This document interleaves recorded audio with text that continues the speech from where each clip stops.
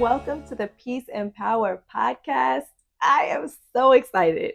This is the very first episode of Peace and Power. And let me just tell you, it has been a long time coming. I have had it in my heart to do this podcast for over a year and have finally made the commitment to buckle down and get it done. I just feel like it is so necessary. So my name is Kiosha.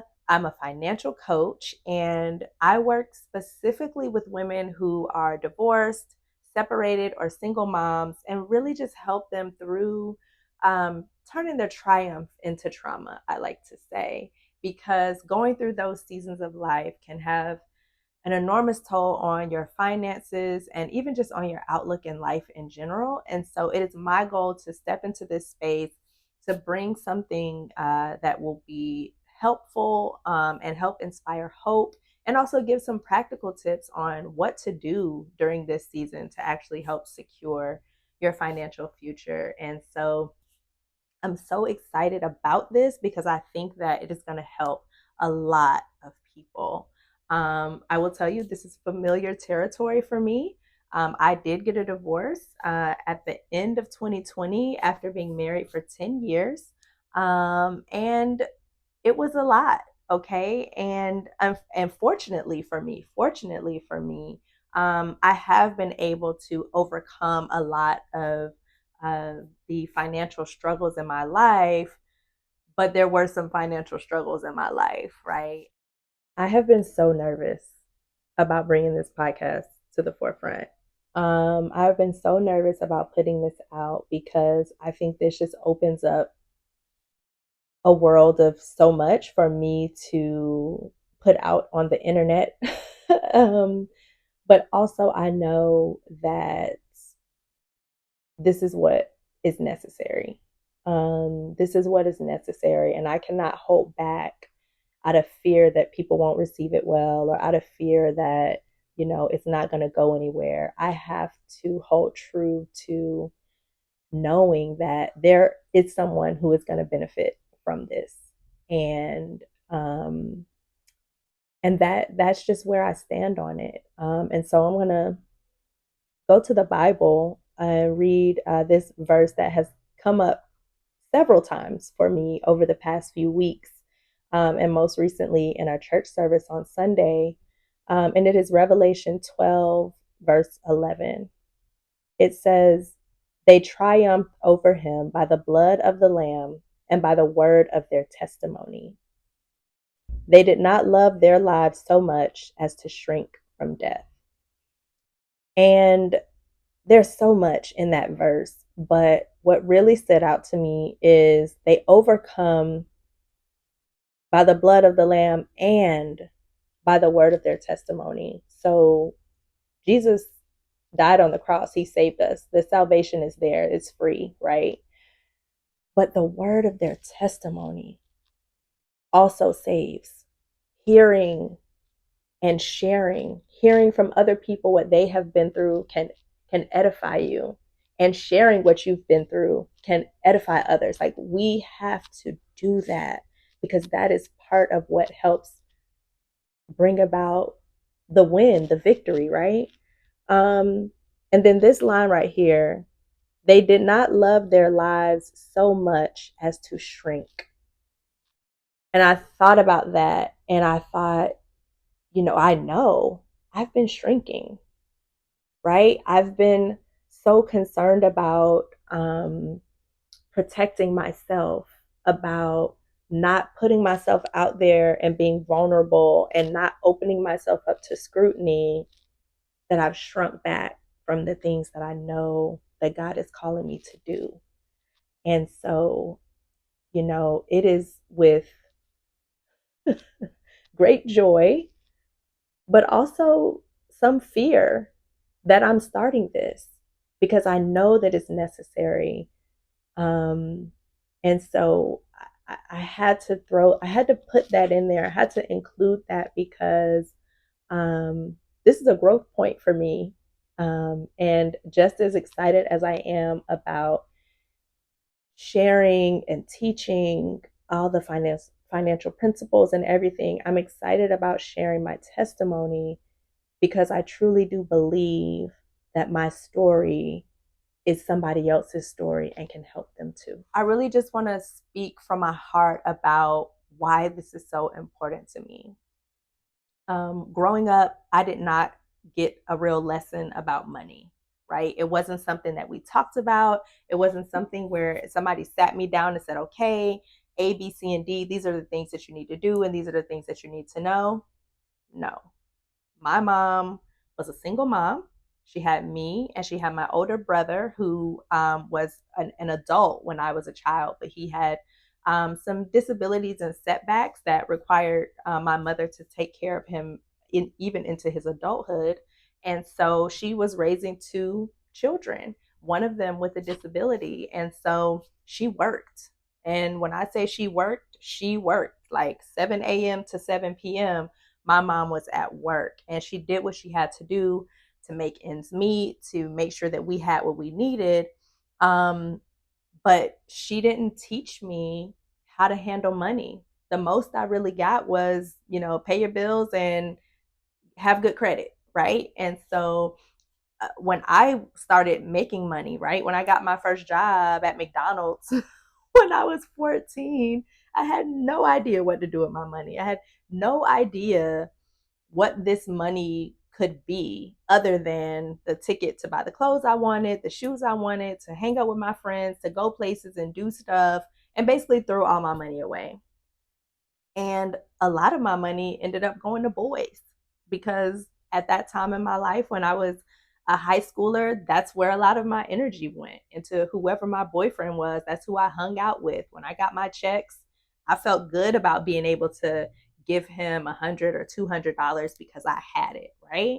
I mean, looking back now, I realize just how backwards that was, but that's neither here nor there. This is just, I'm just giving you the honest truth about how I dealt with money and how I related to money because I didn't know how to do better. I didn't know there was another way, right? I didn't know that with the money I was making, I could have been saving up money to purchase my own vehicle cash. I could have been using that money to pay for my college education. No, she didn't do that. She wasted all of her money. Okay. I had nothing to show for the money that I had made while working. And I was working. I was 40 plus hours a week on the during the summer.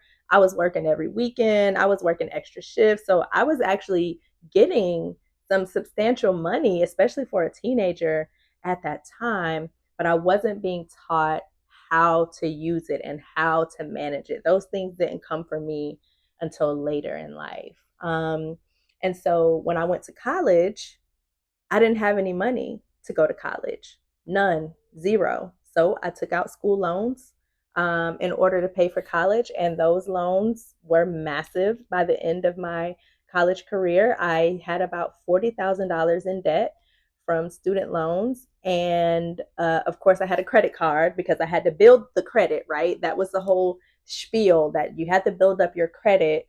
And in order to build up your credit, you need to get a credit card, but there was no education about how to manage a credit card. It was just, you got a credit card and you pay it off. So I'm going to Macy's with my Macy's card, trying to get me some little red stars or whatever the currency for their rewards program was at that time.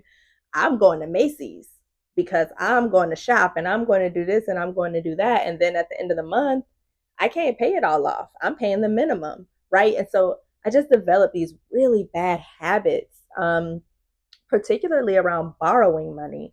And when I went to college, I borrowed my way through school.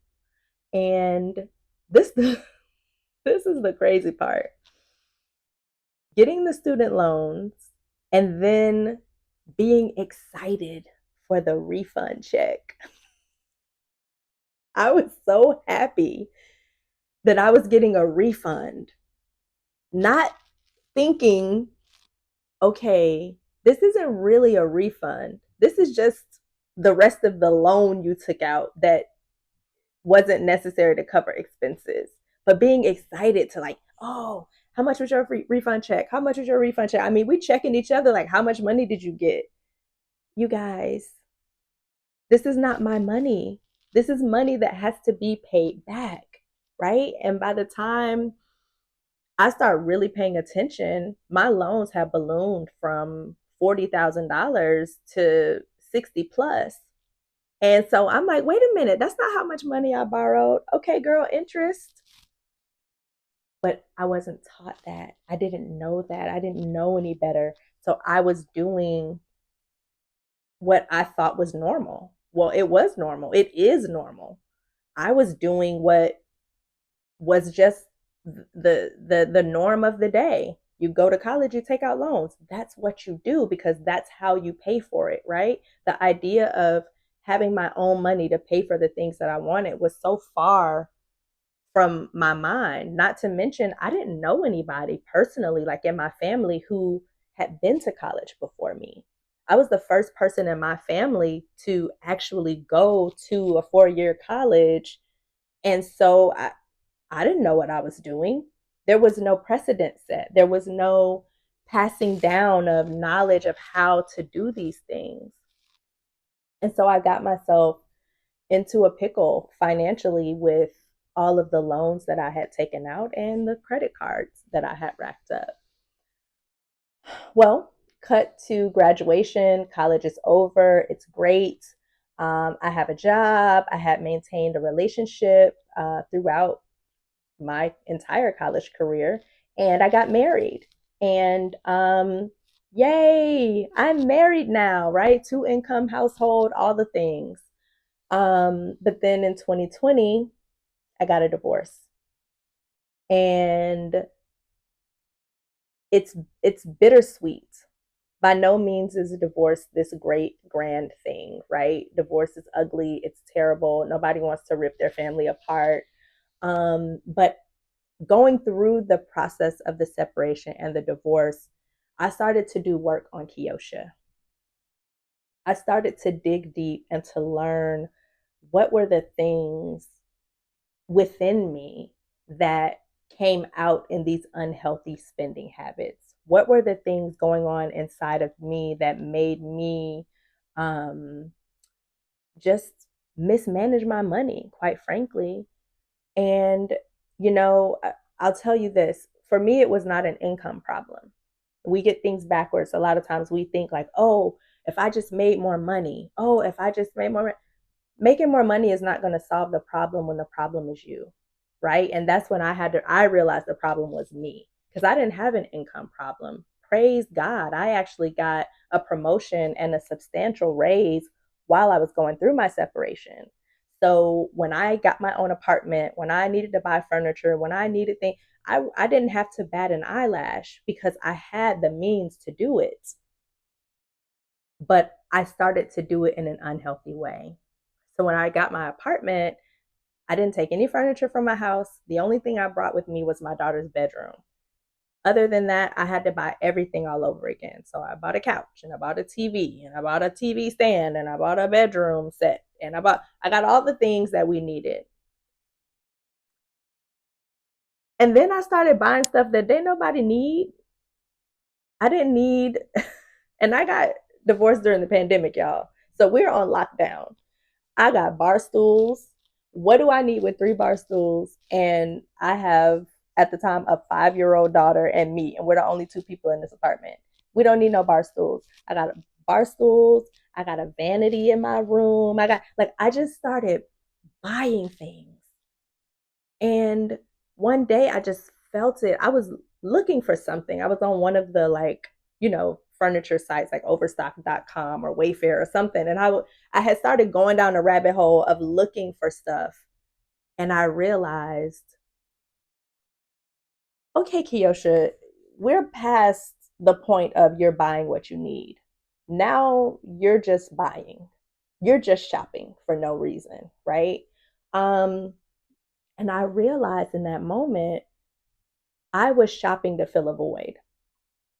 I was looking for things to make me feel adequate, to make me feel validated. And beyond that, I was shopping so that when my ex-husband came to pick up his daughter, our daughter, he could see how well Kiosha was doing for herself without him. He could see, oh yeah, she got okay, it's nice in here. All right, I see you got your stuff. Like, let's be real for a minute. I wasn't buying these things because I needed them. I was buying them because I was seeking the validation of other people. And as I did and continue to do the work of healing um and really digging deep on what's going on inside of me, I realized this isn't just this situation. This has been a pattern throughout my life since I can remember. Back when I was working at McDonald's, giving all my money to my boyfriends, spending all my money on junk that ended up in the trash, right? Seeking validation of other people, seeking that. And so what it really was connected to is a feeling within me, a problem within myself of inadequacy. I need to buy things and I need to have things and I need to surround myself with things so that I feel like I'm worthy and so that people, when they see me, see somebody who is valuable. Right. And so that really began to transform the way that I handled money. It was at that point that I could go back and say, okay, let's reset. Let's think back on the principles that you've learned from financial literacy courses that you've taken because a few years prior, my ex-husband and I had taken Financial Peace University, which is a Dave Ramsey program. And I recommend that program to anybody who is serious about financial freedom because it is amazing, completely transformed the way that I thought about personal finances. But when you're married, you can't just go full Dave, right? And when you listen to Dave, you know what I'm talking about. You can't just go full Dave when you're married because you got another person. And this other person also has to speak into the flow of the finances in the home, right? But anyway, I said, no, Kiosha, pump your brakes because you're about to just spend yourself dry. And it's for what? Right? So I said, let me lean back on these principles that I have learned, that I believe in, and that thankfully I have the capacity to follow, right? And so I got serious about my personal finances. I got serious about my healing journey. And it was that healing journey that gave me what I needed to be able to start dealing with my money in a healthy way, that helped me be able to manage my money in a more healthy way. And now it's not perfect by any stretch. I'm still learning, I'm still growing, but there are some amazing biblical principles, some amazing principles from uh, Financial Peace and Dave Ramsey program that I've learned, and just other things in life that I truly believe are going to help set some people free. So if you are a woman, or if you know a woman who is divorced or going through a divorce, or who's a single mom struggling right now with finance, I want to tell you, one, there is hope. Your situation does not define you. It does not define what your financial future is going to look like. You can do this. Okay, you can do this because I had over $80,000 in debt when I got a divorce. And here I am 3 years and some change later, and I'm completely debt free. So there's so much testimony. I can't even go into it all. I can't even go into it all on this particular episode, but please stick with me. Please like, comment, subscribe, and share with another woman who you know needs this. Because once we are able to get to the root of how we deal with our finances and how we manage our money, that's where the true change is going to take place. Because when you start to heal you, when you start to get that inner peace about yourself, you're going to be able to do so much more with your personal finances. Thank you for tuning in today. I hope that you will like, that you will comment, that you will subscribe. I really want to hear from you and connect with you. This is not about me just telling you things. This is about connection because we have to help each other, right? We have to lock arms and champion each other over the finish line. So please leave a comment. Let me know what you thought about um, this episode. Give me anything that you want to learn more about from a financial standpoint. Let me know in the comments. And if you have your own testimony to share, please drop that in the comments as well. I'll be looking out for those and responding to those very soon. So thank you so much for joining. Please share this with somebody who needs it. And I look forward to bringing you the next episode, which is going to be all about how to stabilize and get your finances in order after a divorce.